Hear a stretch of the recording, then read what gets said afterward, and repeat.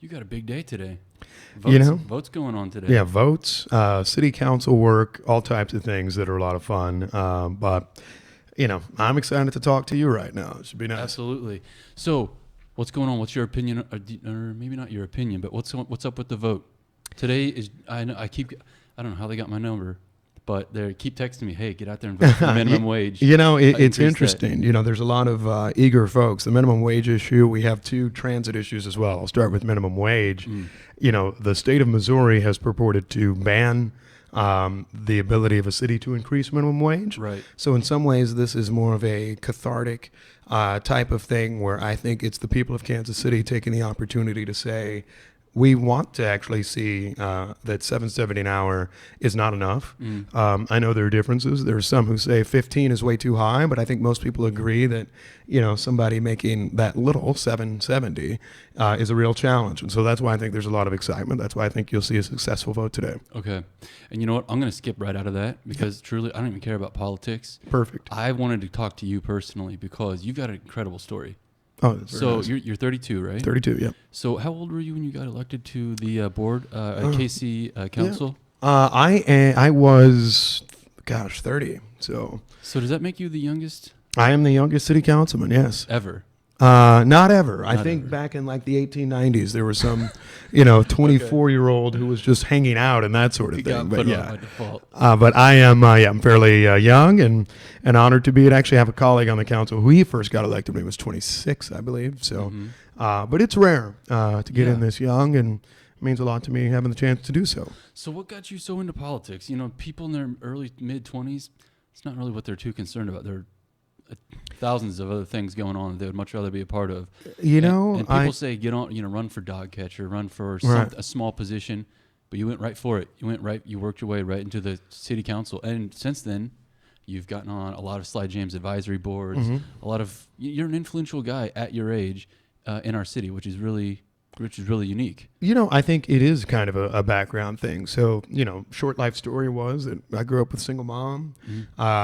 Never went to a neighborhood meeting, never part of any power structure, didn't go to the big church, didn't know a lot of people who were in power positions, but I was lucky enough to be able to be a kid who could go to the library and spend a whole afternoon in air conditioning, could find some lunch from the local YMCA in a summer camp that was free. There were enough things where I saw government and society really help me out that I thought, I should try to take an opportunity to make some sort of difference. And so, I did everything you might expect from somebody who went to law school. I went to a law school, went to a good one.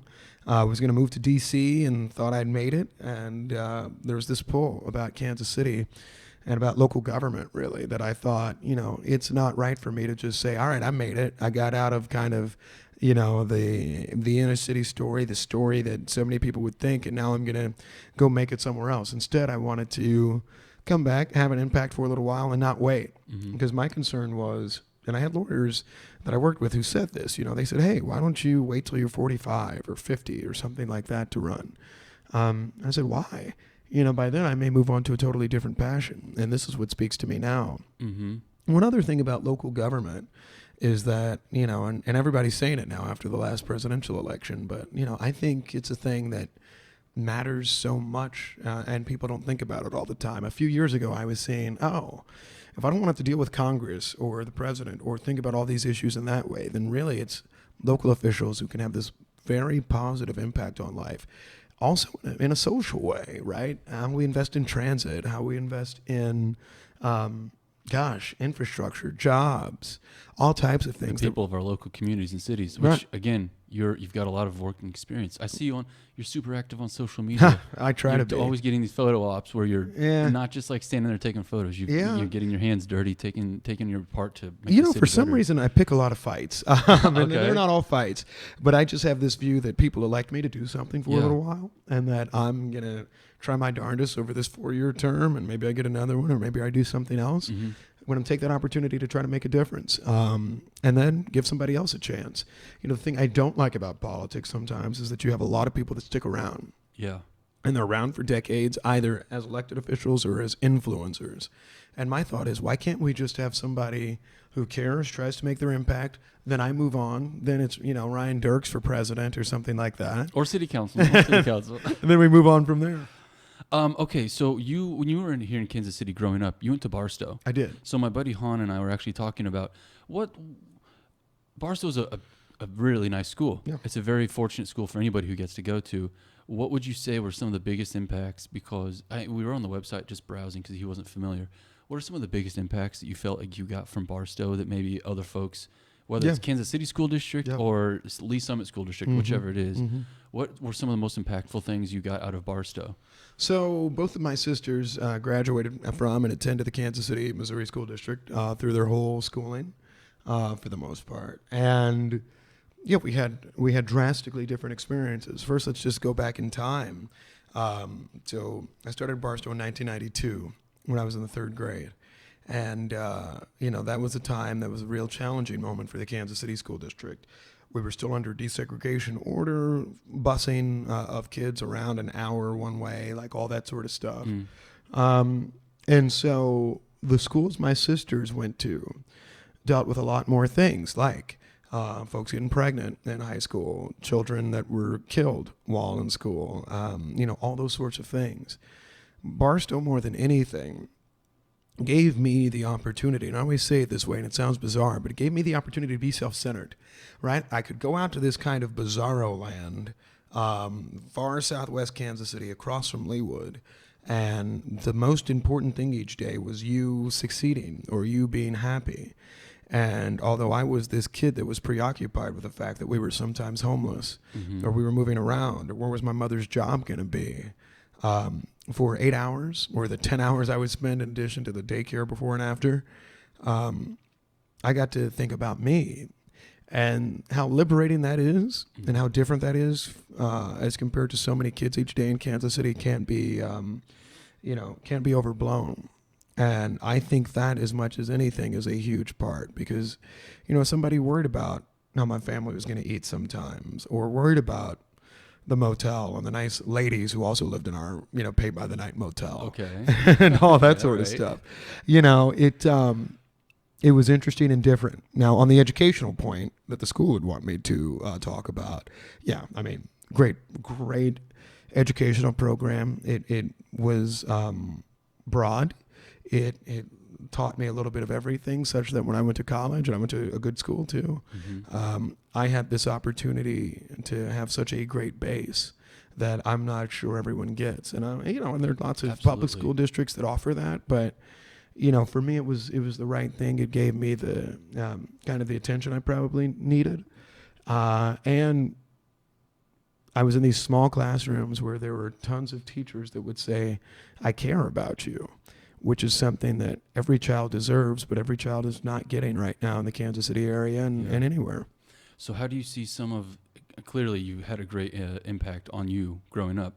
What are some of the things you could see that, not to say that you're the one who's dictating what happens at KCPS, but to see some of the biggest influences from Barstow that could be also mirrored in the Kansas City public school? Because we know, there's no debate that there's some drama as far as getting the Kansas City School District back up to par, getting quality, whatever, top to bottom, inside out. Yeah. I think in terms of what we can do to make things better, one of the reasons that at a smaller institution, be it a private school or a public school with different class sizes or anything like that, is when the school isn't worried about a lot of the administrative hurdles, some of the bureaucracy, some of, frankly, the BS that is a part of doing things. And frankly, to the extent the school district can get away from that, Kansas City School District, KCPS, can, it's the better. And I think their current administration has done a good job of that. But also, I think to the extent that you can get parents and teachers and family and others involved. And I'll tell this thing, which is actually true. I did not have a particularly involved parent in my schooling. My mother would drop me off at 7 a.m., probably pick me up at 6 p.m., and then I was just there all day. The difference, of course, was that I had all these other people that were watching me very closely, and friends' parents, and that sort of thing. And I was in this world where everyone expected you to succeed. And so to the extent that we can continue to suggest to young people that, right, we want them to be successes. We want them to have this life that can be anything. I had a college guidance counselor who said the sky is the limit. And I'm like, what, for me, right? I can get beyond what I know. That makes a world of difference to me. And that's what I'm most interested in long term, and making sure we create that opportunity for young people here. Absolutely. So some of the nonprofits that you're involved in, or not even necessarily you're involved in, but that you know about, what are some of the best that you that are really, obviously there's the Red Cross, there's Boys and Girls Club of Kansas City and others. What are some of them that are flying under the radar that you just look at and you say, this is incredible? Easily the greatest thing. They are doing some great stuff. Greatest thing I've ever done that I got no attention for. Yeah. Was when I was a teacher in state penitentiaries. And so I started that when I was in law school. I went to school in upstate New York. And I worked at this prison by the name of Auburn. It was first constructed in 1819. And every time it needed to grow, they just built an additional wall. So, New Deal era, the 1930s, you get an even bigger wall. The 1970s, a lot of drug offenders, you get a bigger wall. Mm-hmm. It just keeps going out like that. And I learned so much from the men there. And it challenged me to think about things. It challenged me to think about people who are incarcerated, to relate to different communities, to understand kind of more about life than I think I had given more thought to. For so many of us, it's easy to say, I know right and wrong. I know what I would do in any situation. I know society. It's so different for someone who's been in prison for 20 years or 2 months to actually kind of have hope.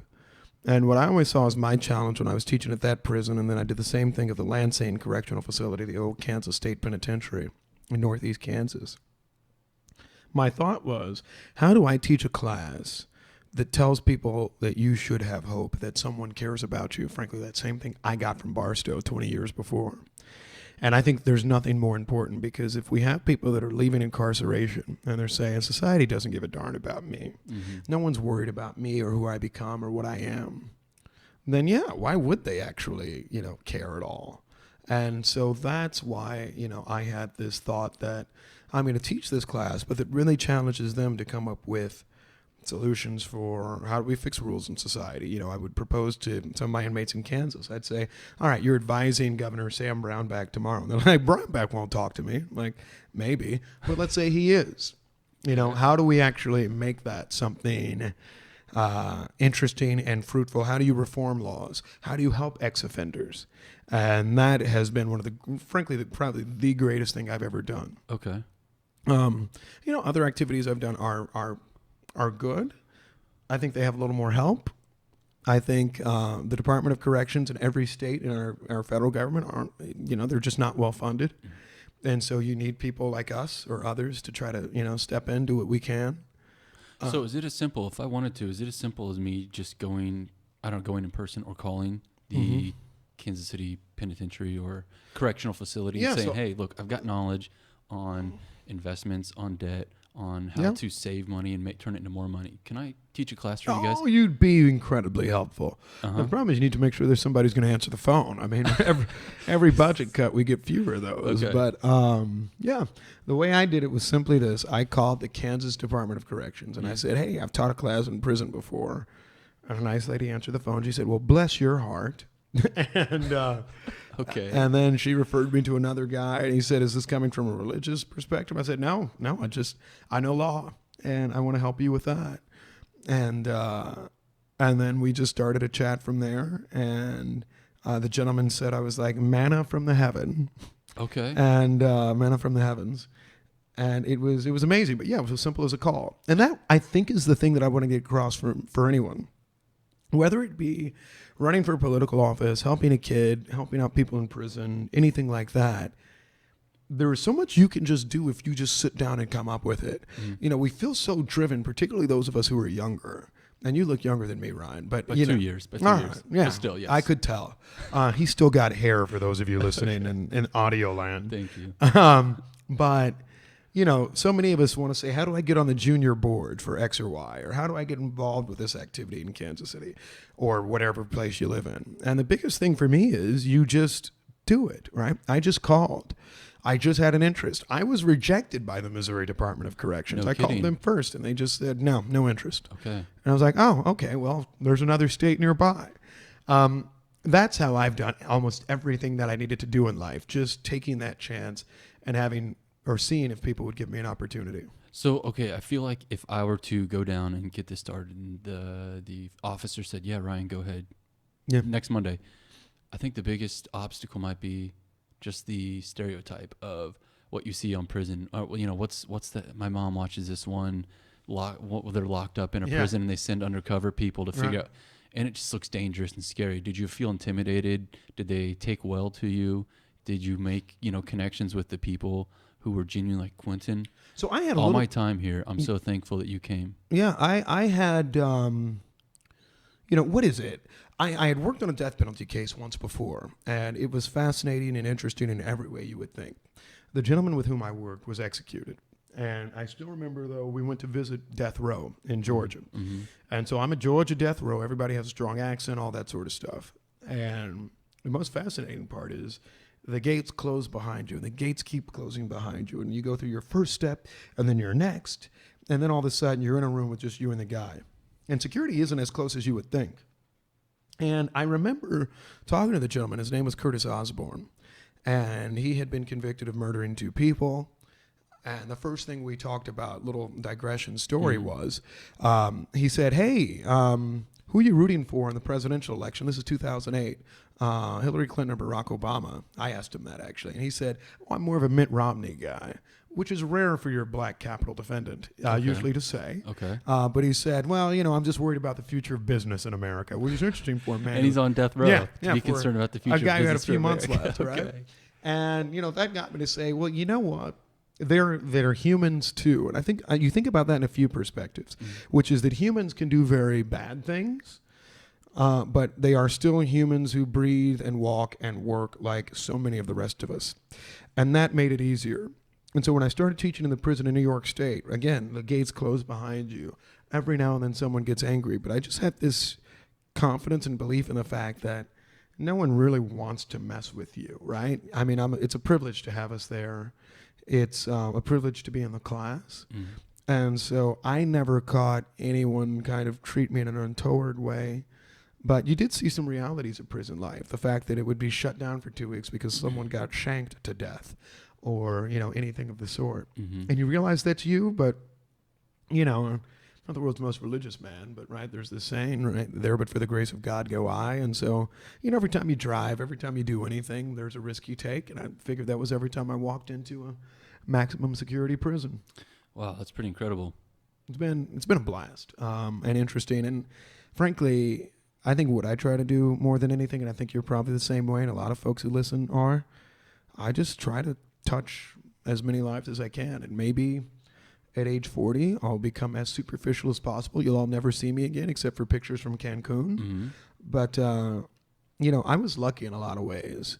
And there are a lot of kids who were born in my circumstances who didn't have even a small percentage of the opportunities I did. And so while I had the chance to do something about it, I wanted to make sure that I would touch as many folks as I could and as many organizations as I could. Wow.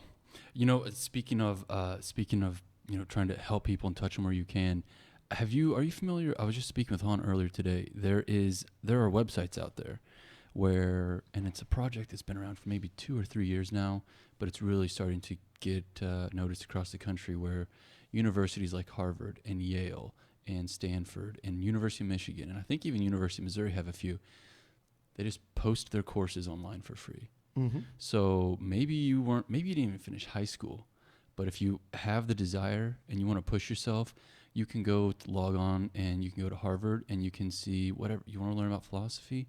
They've got all their philosophy, the entire semester's courses, right. The slideshows from each course, the exams, the quizzes, video lectures. You can do it, philosophy, business, entrepreneurship, law even. Mm-hmm. Are you familiar with these? I am because I've tried to make myself sit through a whole Stanford finance course. Oh, so you did it. Not as easy as you would think. I need you to teach me more about it. Okay, sure. It's interesting. It reminds me of a story. I had a colleague not a colleague. This is back from the jail. And when I was teaching in this prison in upstate New York, I was giving out my grades, and I was nervous because one guy really deserved a D. Well, let me pause you right there. What exactly were you teaching I was in the jail? Yeah, I was teaching an introduction to constitutional law. Perfect. And it was mainly, something I knew. And people were like, what, was it to teach them how to get out of jail? But no, it was mainly gay rights, women's rights, kind of a lot of recent kind of post-1960s expansion in constitutional law type movements. A lot of stuff the U.S. Supreme Court deals with now. Okay. Suffice it to say, we did exams. We were kind of stringent on the grading. One guy was going to get a D. I was concerned about how he would respond. I gave him the D. He looked at it. He looked down and he said, "Oh my God, I'm going to call my mom and tell her I got a D at Cornell." And I was like, "Yeah, exactly." He's like, "I passed from an Ivy League school or something," and that really touched me a lot and relates in some ways to this, which is that if you can create the opportunity and the connection for someone to an institution of higher learning, it doesn't just mean that they got the knowledge from that, but it gets them to pursue more knowledge. It gets them to go to more classes or to share that knowledge with others. And what could be better?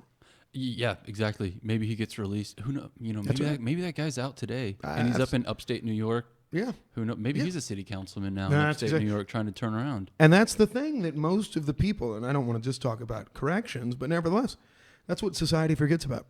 The lion's share of those people are coming back. Mm-hmm. It is it's an infinitesimal percentage, right, of inmates that are actually staying locked up forever. Whereas most of your folks are coming out in 4, 6, 7 years. And what do we want them to come back to society with? And that's, why I did that sort of work. Okay. Wow. I'm just kind of blanking right now. I'm just thinking about the, it's pretty incredible because you see, for example, Quinton Lucas in the news. And it's not like you see Quinton Lucas, the guy who spent time up in upstate New York at a penitentiary teaching other people. You get a lot of opinions. You're involved in politics, so you have to understand. You get people who love you, people who hate you, but you don't hear this side of whoever our elected officials are very often. So it's really a relief to hear you're a normal person. Well, I appreciate you just giving me the chance to talk to you first because you're an interesting person, as is your assistant. It's nice to know you all, and I hope we all become friends. But even beyond that, it's just you rarely do get to share your story, and people get to know you from like one narrow issue. I'm Quinton Lucas, the guy who was talking about like tax abatements or airports or who knows what, affordable housing.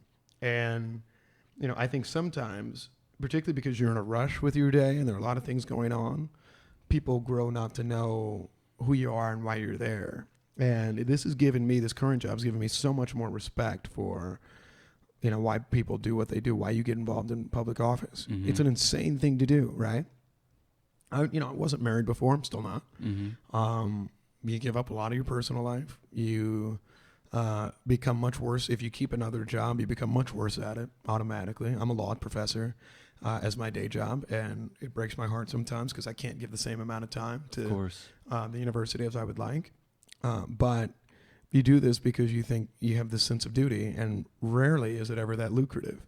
But it's something that helps me sleep well at night. How was the election when you ran 2 years ago to get on the city council? How was the election? Hardest thing I've ever done.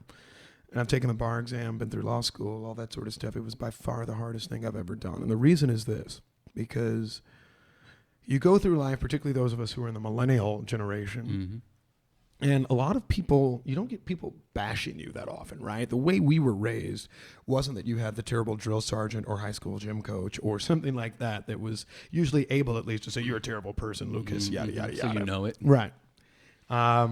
But this was the first time I'd had like people that were saying to me that, oh no, I think you're a terrible person. You're fake. You're inauthentic. You're a sellout. You're not deserving. Oh God, if I get you started on the stories.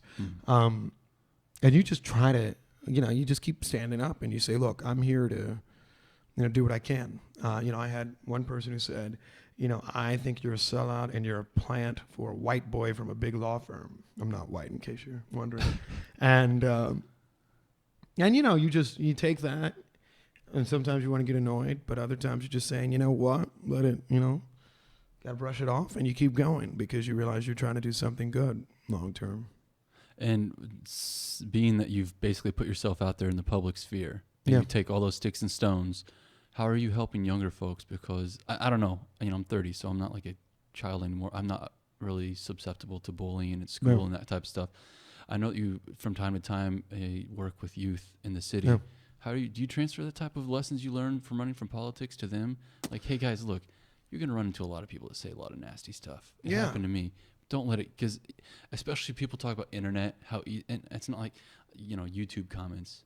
That's a prime example. People are so bold behind a keyboard. Do you ever talk to the youth and when you're talking to young kids in the city about, hey, look, don't let it get to you. They're just words, that type of thing. Yeah, the thing that I usually say, and I heard this from a judge who was an alcoholic and that sort of thing, and he once said he had recovered by that point. He said when he sentences people, he tells them 15 seconds of self-control is what has me up here on this bench and you down there, right, getting sentenced. And, that was the biggest thing to me. I mean, the story I just said in terms of the people who said I was a plant and all of that. It's having this reasonableness and saying, okay, how am I going to respond? Am I going to respond throwing a brick at somebody, punching them, kind of something more sarcastic to say? Am I going to move on? That's usually been my biggest thing. And it's like, how do you manage your anger? How do you represent who you are? And for me, that's why I try to tell people, I got some nephews right now who are some like knuckleheads, at least one. And, I try to tell them, just keep working to become something, to do something. That's freedom. Freedom isn't, being at your mama's house right now and being able to be out all night. It seems that way, but God, it's not. We all know. Instead, it's saying, I am somebody. I can create a new life if I want. I can do these sorts of things. And I don't have a record that's following me and like limiting my opportunities. I don't have a record or a kid or something like that unplanned that's like keeping me from doing something different. And so that's, kind of what I say. I try not to, I don't get too deeper because you lose people after a while. But, I think when you say that 15 seconds of self-control, people are like, oh. Yeah, that can be tough if you want to have a message that you want to get out and not preach. Right. Not preach, especially to young people who get preached probably everywhere there really is. Right. Okay, here's a question about kids finishing high school. If you could, if the state of Missouri just said, all right, Quinton, you tell us which book it is. We'll send it to every graduating high school kid out there. What do you have a book in mind you might send out to them? Oh, now that is a good question. Or a YouTube video. Yeah. Cat memes. I'll go with a book because first they should all be able to read, which, these days a lot of people can't get through a book or write an essay or something like that. It's heartbreaking. My sister teaches in the public schools, used to teach public schools in the city of Dallas and in Kansas City public. And, a lot of the kids would say, I want to be a lawyer one day. And then I came and visited and be like, all right, who likes writing? And they're like, don't nobody want to write? But I'm like, no, that's really all we do. It's the real thing we do. But if I had a book to answer the real question,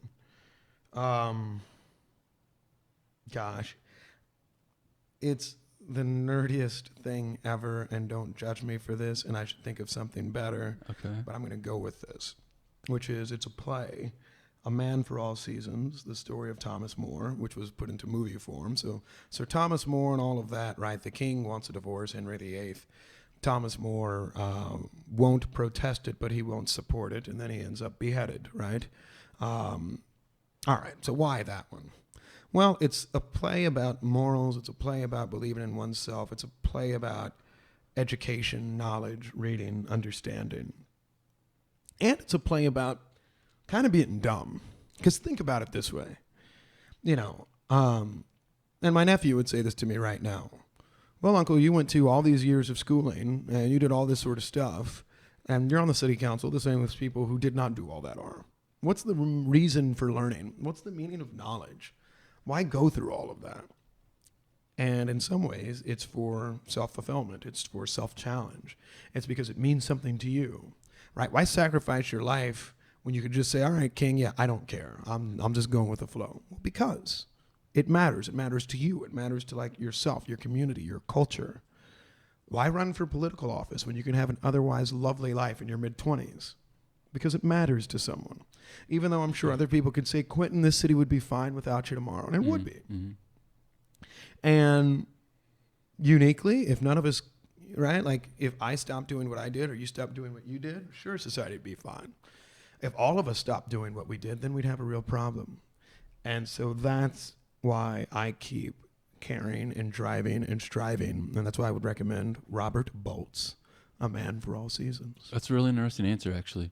That kind of goes back to what you said earlier, where you were saying, you just want to do this for maybe a term, maybe 2 terms, and then right off. Yeah. You came in, you did what you could. You'll be remembered. You've got your name down in stone now as a Kansas City influential person, and then move on and see what else you can pull off. That's right. Maybe more, maybe not. Mm-hmm. After I take my Stanford finance classes, I may come for your profession or something like that. Yeah, absolutely. Oh, gosh. Okay. Well, we'll talk about that later. Sure thing. We got a few minutes here because I know you got to run. Tell me, what are some websites you've got saved on your favorites? So some of the websites I have saved on my some favorites. Awesome little websites that you like that you've got saved on your favorites. I am so basic. So Deadspin, the sports blog, because whatever. It's actually what keeps me up to date in sports. I've learned as the years have gone on. I'm not as, it's hard to just pay attention all the time. I've never been good at fantasy sports, anything. So I have that saved. I play every year and I lose almost every year. Yeah, so I have Deadspin. I have Real Clear Politics. I'm still a man who loves reading about politics, both domestic, international, all that sort of stuff. Mm-hmm. And I love just having a ton of stories that I can choose from and that sort of thing. I got into this a little later than most people usually do, but I've been reading Vice a lot, Vice magazine. And so it's online portal, which is weird because it gives me stories on like meth addicts in Quebec and that sort of thing. And it's just kind of this interesting perspective on a life I know nothing about. Vice is really unique because it was people who genuinely cared about journalism and spreading some word, but they didn't want to do it any other way. They wanted to do something really, really just different than everyone else. And I'll never forget, the one that turned me on to Vice was they went to Russia, and not like downtown Moscow, but like the outskirts, smaller towns, to explore this new drug that was sweeping over called crocodile. Have you heard of this one? I don't even know the ingredients. It's totally made off the street, and it's got some properties similar to like heroin type thing, but it's so ghetto. It's made of such unsafe properties that, like, it eats people's skin. Like if you inject it in, if you even slightly miss, it will like eat your skin. Like they're going through these old Soviet era like apartment buildings that have fallen down and have been taken over by squatters, and they're trying to be like interview these people who are just out of their mind, and they've got these giant like not even lesions, like it's going down, and you can't help but to feel just you feel so awful for the people who they're someone's son or someone's daughter, and nobody wants their child to end up but like that type of very, very no filter type of journalism that Vice pulls off. It's a really unique take and angle they put on. It's a classic of good media, no matter the type.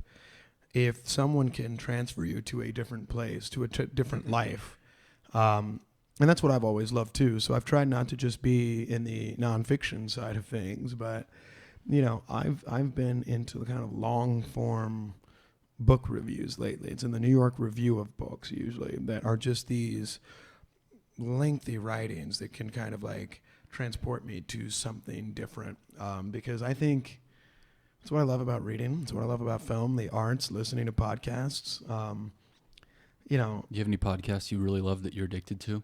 Oh, besides this one? Yeah, sure, of course. I'm going to start by saying not really. Okay. Now, I have people that are getting me kind of into Pod Save America and some other type things, but I'm just not there yet. I need to get more into it.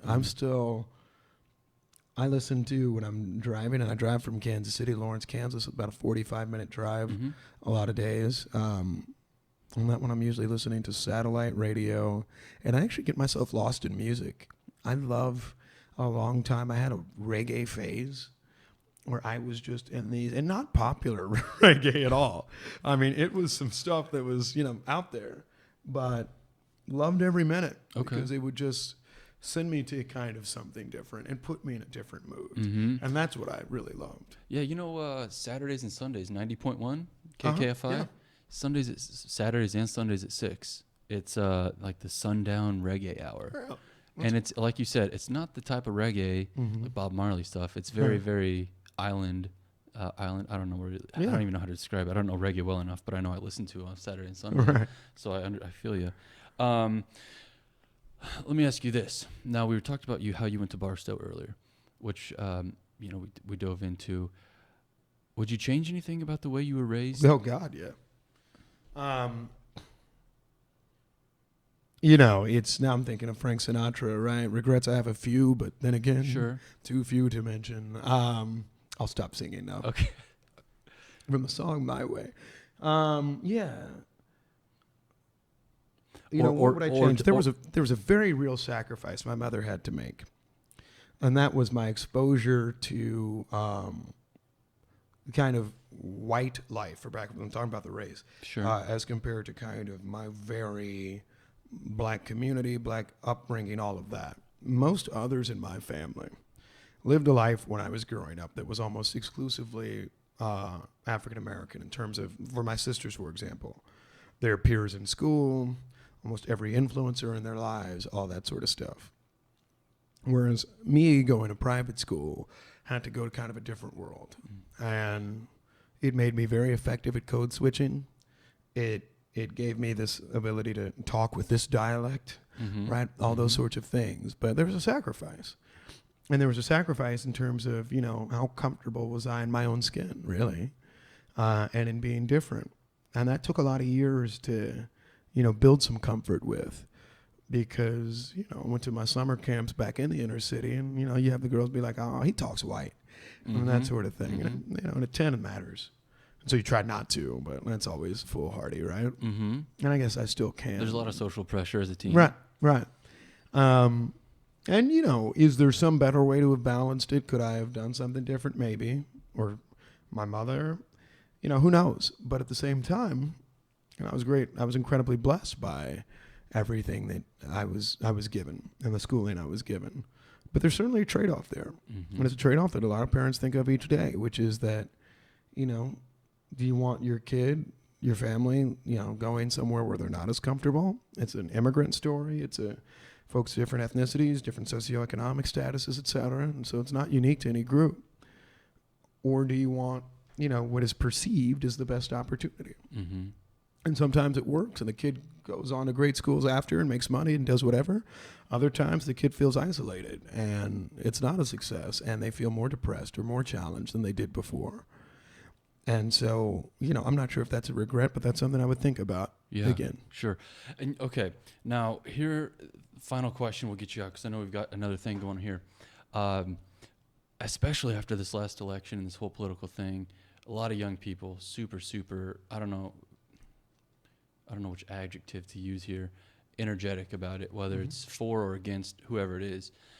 Given that you're only 32, you got on the city council at 30, you're serving with people who are probably twice your age. There's probably some 60-year-olds out. Yeah, sure. So you're doing in half the time what some other folks are doing right now.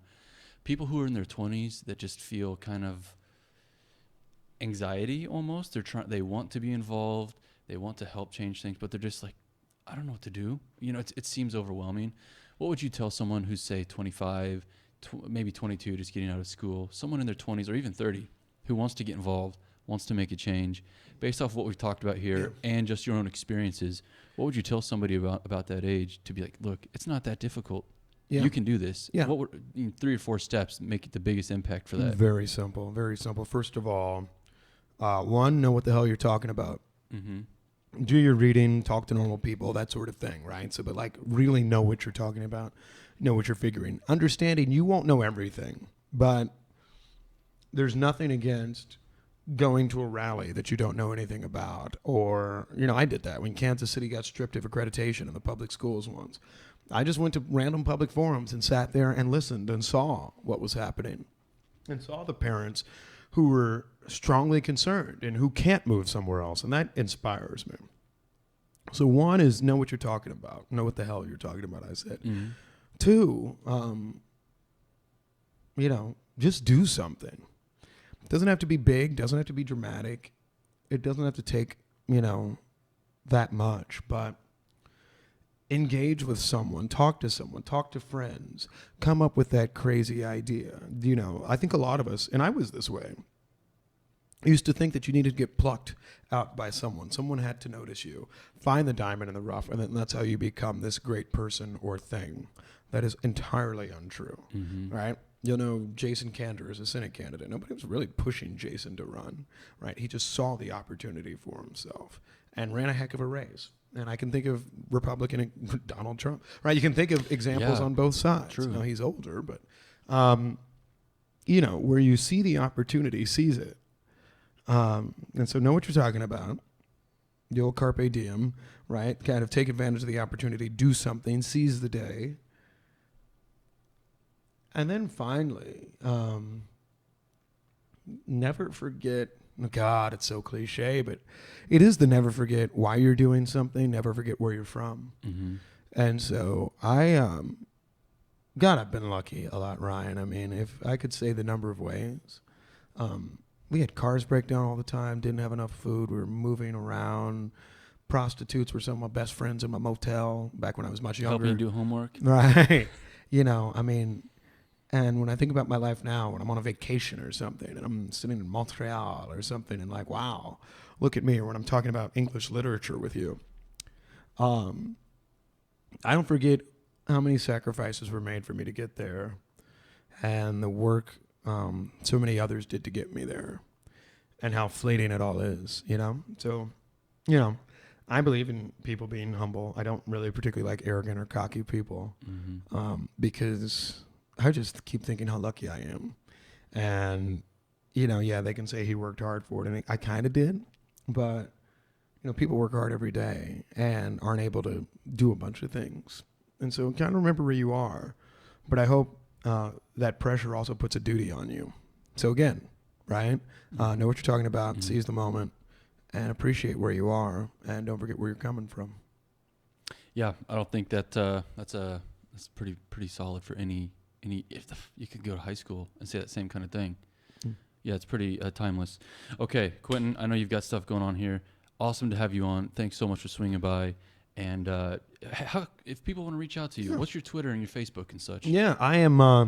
You can tell I'm not great at Twitter because I'm at Quinton Lucas KC, which is very long, which is at QUINTONLUCAS KC, at Quinton Lucas KC. If you type it in wrong, though, you'll probably find it, at Quinton Lucas KC. And then on Facebook, it's like facebook.com/Quinton Lucas or something like that. Just Google search that too. I have a very active public page. Or just find Ryan's stuff and you'll always be able to find it. Or just Google. Google it, right, Google's the classic. good enough. Okay, cool. Well, hey, everybody, thanks for listening. Good luck with your life.